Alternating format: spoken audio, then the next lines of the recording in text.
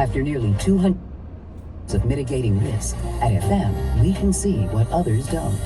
As leaders in commercial property insurance, our risk engineering approach can protect your business in ways others can't. See more at fm.com. This is Reuters. Israel's attack on the Evin jail in Iran's capital Tehran on June 23rd killed 71 people. That's according to Iranian judiciary spokesperson Asghar Jahangir on Sunday. This eyewitness video, verified by Reuters, shows the immediate aftermath of the strike on Tehran's most notorious jail for political prisoners. At the end of an air war with Iran, Israel struck the facility in a demonstration that it was expanding beyond military and nuclear targets to aim at the pillars of Iran's ruling system. It released these images of Defense Minister Israel Katz, Israel's chief of staff, and other commanders watching strikes on Tehran targets that day. Katz announced in this post on X that Israel's military struck, quote, with unprecedented force, regime targets and government repression bodies in the heart of Tehran, including the headquarters of the Basij paramilitary and Evin. US President Donald Trump announced a ceasefire later that day. According to Jahangir's remarks, carried on the judiciary's news outlet Newsome, quote, 71 people were martyred, including administrative staff, youth doing their military service, detainees, family members of detainees who were visiting them, and neighbors who lived in the prison's vicinity. Evin holds a number of foreign nationals, including 2 French citizens detained for 3 years. France's Foreign Minister Jean-Noël Barrot posted on X after Israel's strike that it had put them in danger and was unacceptable. Some in Israel and exiled Iranian opposition groups had hoped the military campaign, which also targeted Iran's Revolutionary Guards, would spark a mass uprising and the overthrow of the Islamic Republic. Trump also raised the possibility of so-called regime change. But since the strikes began, and especially after the ceasefire, authorities have intensified an internal security crackdown across the country. Officials and activists say they've conducted mass arrests, executions and military deployments, particularly in the restive Kurdish region. As it relates to Fox, I'm not pleased. California Governor Gavin Newsome has filed a $787 million defamation lawsuit against Fox News. In a Friday announcement, he said the network defamed him by lying about his phone call with Donald Trump related to the president's immigration crisis. 012-216-6801 incoming call. Pick it up. To amend, omit, and edit facts that were in evidence in order to shape a narrative that was malicious, which was defamatory. According to the complaint, Newsome spoke by phone with Trump in early June, soon after anti-ICE protests broke out in Los Angeles. Trump later sent National Guard troops and 700 Marines to the state, bypassing the governor. Newsome said he did not speak again with Trump and confirmed this after Trump falsely told reporters on June 10th that he had spoken with the governor a day ago. The complaint said Fox, a favorite network of conservatives, distorted the facts by making a misleading video clip and multiple false statements about the timing of the last call in an effort to brand the Democrat a liar. Jesse Waters and John Roberts. They should apologize. In a letter to the network, Newsome's lawyers said he is prepared to drop the lawsuit if Fox retracted the claim that he lied about his call with Trump and if both Fox and host Jesse Waters apologized on air. Fox said in a statement, quote, Governor Newsome's transparent publicity stunt is frivolous and designed to chill free speech critical of him. We will defend this case vigorously and look forward to it being dismissed. Protesters gathered in the Thai capital Bangkok on Saturday, demanding the resignation of Prime Minister Paetongtarn Shinawatra as their government faces rising anger over a border row with Cambodia. The rally is the largest anti-government protest since the Pheu Thai party came to power in 2023. It was organised by the United Force of the Land, a coalition of largely nationalist activists who have rallied against other Shinawatra-backed governments over the last 2 decades. These led to judicial interventions and military coups in 2006 and 2014. But that's something this protester doesn't want right now. She says past military coups haven't provided the best solution for the nation or solved key issues like corruption. But 59-year-old Supani just wants the Prime Minister to resign. She says she doesn't trust her. The protest increases pressure on the Prime Minister, who is battling to revive a faltering economy and keep a fragile coalition together, ahead of a potential no-confidence vote next month. Last week, the Bumjam Thai Party, the second largest party in the coalition, withdrew its support for the government. They cited the risk of a loss of Thai sovereignty and integrity over a leaked phone call between Paetongtarn and Cambodia's former Premier Hun Sen. During the call, the Prime Minister appeared to seek to appease the veteran Cambodian politician. She also criticised a Thai army commander, a red line in a country where the military has significant clout. The call came after the death of a Cambodian soldier during a flare-up along the disputed border between the two nations in May. The Prime Minister now also faces judicial scrutiny after a group of senators petitioned the Constitutional Court and a national anti-graft body with a wide remit to investigate her conduct over the call. While Paetongtarn has apologised for her comments, decisions from either bodies could lead to her removal.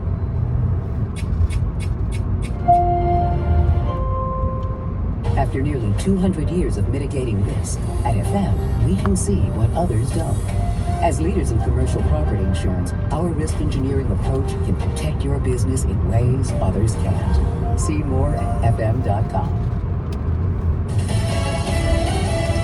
The process. I'm Paul Stevens, Fox News. President Trump's so-called One Big Beautiful Bill heading for debate on the Senate floor after narrowly passing a procedural vote. Fox's Chad Pergram with the latest from Capitol Hill. This was high drama in the United States Senate with Vice President Vance coming to Capitol Hill potentially to break a tie. They didn't have the votes to get across this procedural hurdle. This is just to start debate on the Big Beautiful Bill. This is not passage of the Big Beautiful Bill. This is just to start debate. And as you know, I always say it's all about the math. And they were short 3 votes. There were 50 noes on the board. All 47 Democrats had voted no.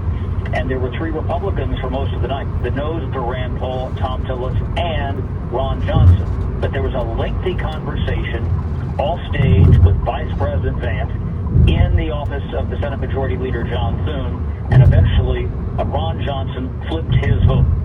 Now, the bill is being read by the Senate clerk after Senate Minority Leader Chuck Schumer called for it. He says he wants the American people to hear all that's bad about the tax and spending bill. Russia launching its largest aerial assault of its war on Ukraine overnight, firing more than 500 drones and missiles in what officials call the most massive strike to date. Ukraine's Air Force says nearly half were intercepted or jammed. The attack targeting areas far from the front lines, knocking out power, sparking fires. A Ukrainian F-16 fighter jet crashed after engaging the threat. Poland scrambled jets to secure its airspace. Former President Joe Biden and former Vice President Kamala Harris among those attending the funeral Saturday for former Minnesota House Speaker Melissa Hortman and her husband in Minneapolis. The couple killed 2 weeks ago in what officials called a politically motivated attack. America's listening to Fox News. Hey, it's Kennedy, and I am here to save your 4th of July. Our special episode live from Langens in New York City drops on Wednesday, July 2nd. I'm going to be joined by Rosanna Scotto, Dr. Drew Pinsky, Emily Compagno, and Jimmy Fela. Listen and follow at foxnewspodcast.com. The U.S. Supreme Court issuing its final opinions of the term on Friday, settling cases over parental rights and pornography restrictions. A group of Maryland parents successfully argued for an opt-out provision for elementary-age students, claiming religious objections to some storybooks dealing with same-sex relationships and gender identity. The court's conservative majority overturned lower court rulings that had upheld Montgomery County's school district policy. Justice Samuel Alito wrote the lack of an opt-out places an unconstitutional burden on free exercise of religion. In a separate case, the justices upheld a Texas law requiring age verification for commercial websites with sexually explicit material, marking the first time the Supreme Court has upheld such requirements on adults to shield minors from content. At the White House, Jared Halpern, Fox News. A warning from Supreme Court Chief Justice John Roberts telling a gathering of lawyers and judges in North Carolina the public figures have ratcheted up the rhetoric rhetoric recently, and that has led to death threats and even the murder of some judges. He did not mention anybody by name, but he said political leaders on both sides of the aisle need to be aware that what they say can have consequences. You know, there are ways, whether it's appeals or, if you think the law is being not followed, you can address that legislatively, but threatening the judges for doing their job is totally unacceptable, and people should be careful about doing that. Roberts appearing at the 4th U.S. Circuit Court of Appeals Judicial Conference. Unemployment among recent college grads hitting 5.8% in March, higher than the national rate of 4.2%. The highest since the COVID-19 pandemic. The Fed says hiring is slowing and uncertainty over the Trump tariff plans and some economists warn it could signal broader economic trouble ahead. I'm Paul Stevens. This is Fox News. It's Will Kane Country. Watch it live at noon Eastern, Monday through Thursday at foxnews.com or on the Fox News YouTube channel. And don't miss the show. Listen and follow the podcast 5 days a week at foxnewspodcasts.com or wherever you... This Tech Check briefing is sponsored by Comcast Business, powering possibilities. Happy Friday, I'm Deirdre Bosa, and this is your CNBC Tech Check briefing. NVIDIA shares, they are rising for a 5th consecutive day Friday, sending the chipmaker towards new highs as investors shrug off China concerns. The rising shares helping the AI chip giant regain its seat as the world's most valuable company with a market cap of $3.8 trillion, moving it ahead of Microsoft and Apple. NVIDIA faced headwinds and concerns over tariffs and export controls earlier this year. CEO Jensen Huang is warning that restrictions could risk missing out on the $50 billion China market. Tesla CEO Elon Musk has fired the automaker's vice president of manufacturing and operations, Omid Afshar. Afshar worked closely with Musk for years before being promoted to the position less than a year ago, where documents viewed by CNBC show he led a team of more than a half dozen high-level employees. The termination comes shortly after the head of Tesla's Optimus robotics program resigned, and it follows significantly declining Tesla sales in key markets like Europe. And Apple has unveiled sweeping new changes to its European App Store policies. It says will help the company avoid a nearly $600 million fine for violating the EU's Digital Markets Act. The new rules are a complicated system of fees and programs for developers, including a 5% fee on all digital purchases made outside the App Store. EU officials say they are examining the rules to see if they're in line with the law. Apple has fiercely defended its App Store policies, one of the iPhone maker's key revenue generators. That's all for today. Have a great weekend, and we'll see you right back here on Monday. This Tech Check briefing is sponsored by...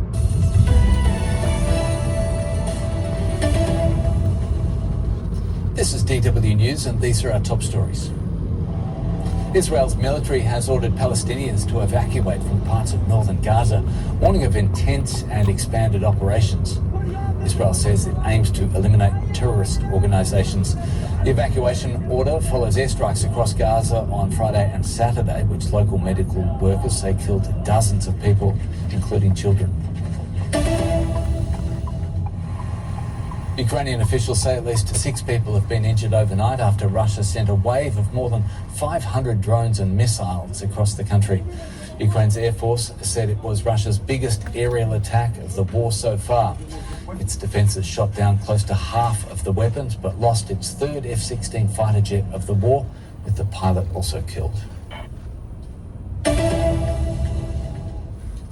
A massive rally in the Serbian capital, Belgrade, calling for early elections has ended in clashes between protesters and riot police and dozens of arrests. Demonstrators were marching against President Aleksandar Vučić, whose government they accuse of corruption and stifling democracy. Student-led demonstrations began last year when part of a roof collapsed at a newly renovated railway station, resulting in 16 deaths. This is DW News from Berlin. You can find much more on our website to be found at dw.com.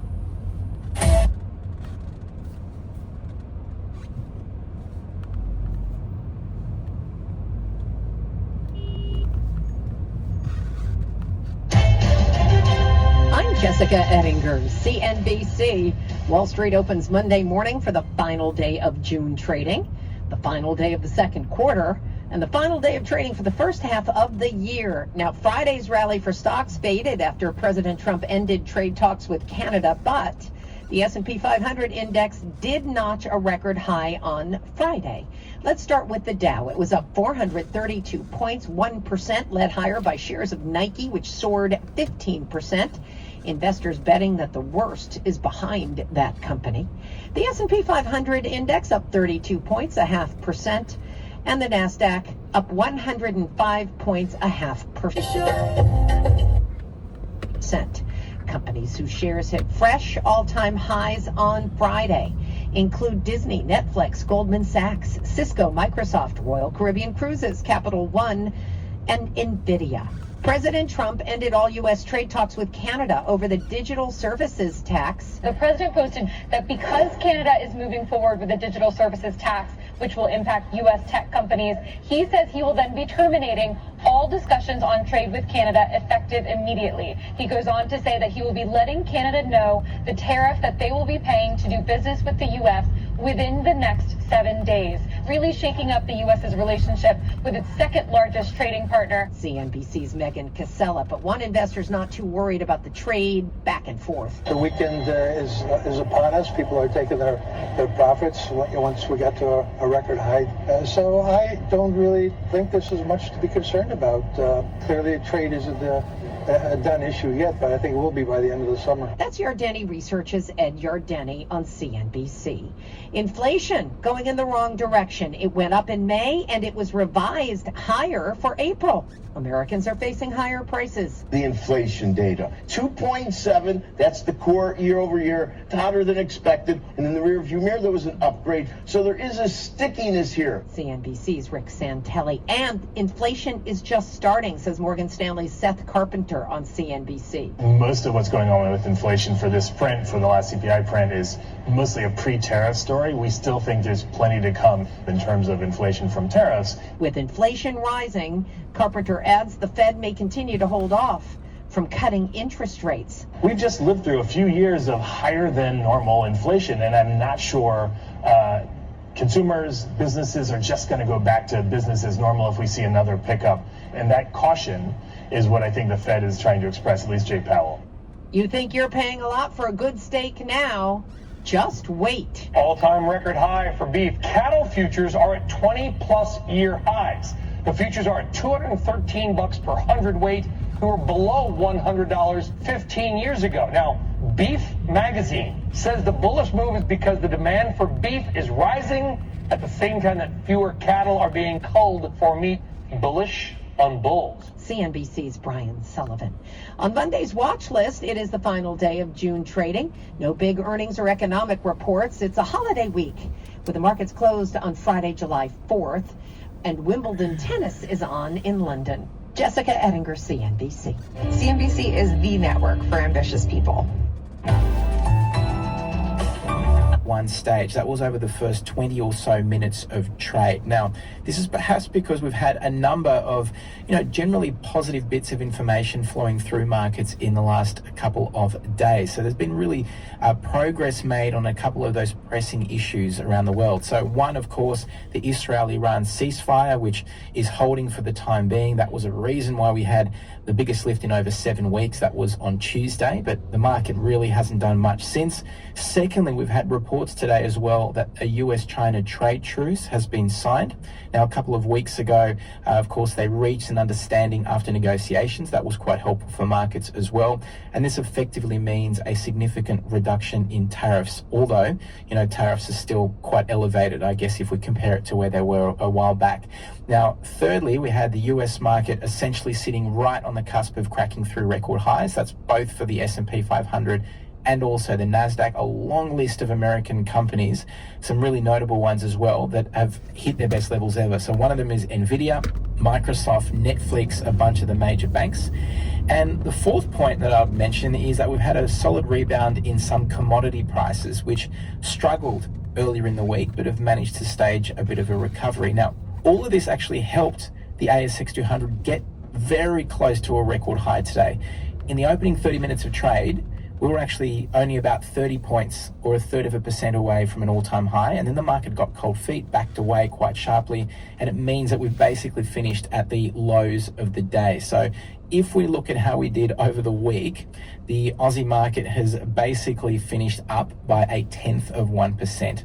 So, make of that what you will, but again, I think the important takeaway is markets are still close to a record, and it's normal, I guess, for markets to get a little nervous around these levels. Now, across the market today, we had almost all sectors in negative territory, and it really was a bit of a tug of war between two of our largest sectors, which went head to head. So on the one hand, we had the materials, which is mainly made up of those big miners. They did really well today, 2.3% higher, head and shoulders above the rest. And then there was a bit of profit taking from the major banks. We've had some lofty levels being reached in recent days. CBA was a standout on Wednesday, hitting a record high, actually cracked $192 per share for the first time. So some money being taken off the table there.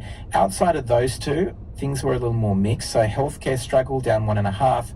Property trust also down, which we'll get to in a second. And there were some other strong improvements from tech and telcos, but nowhere near as impressive as what we saw come through for the materials. Now, if we look at some individual winners first up, one of them today was Pilbara, which rose by about 5%. Now, this is the company actually formerly known as Pilbara. Now it's called PLS.